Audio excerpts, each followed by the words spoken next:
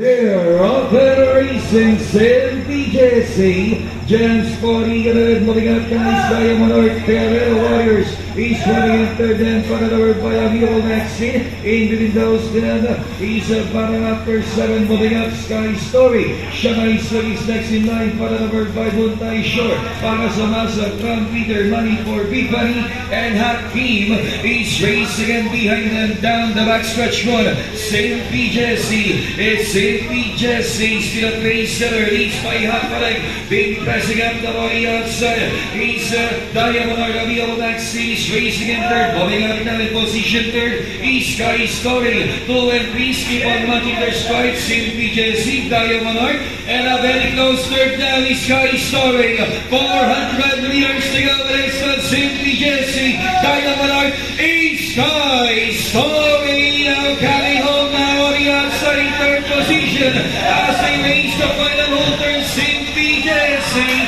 by a wala can help now over Diamond Art, is the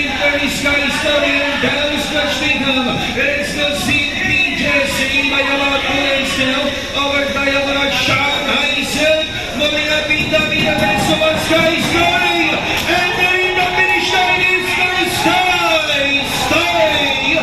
moves up. Second Diamond Art, Shanghai Silk, Safety Jesse, 34 Big Bunny, Amiral Maxi.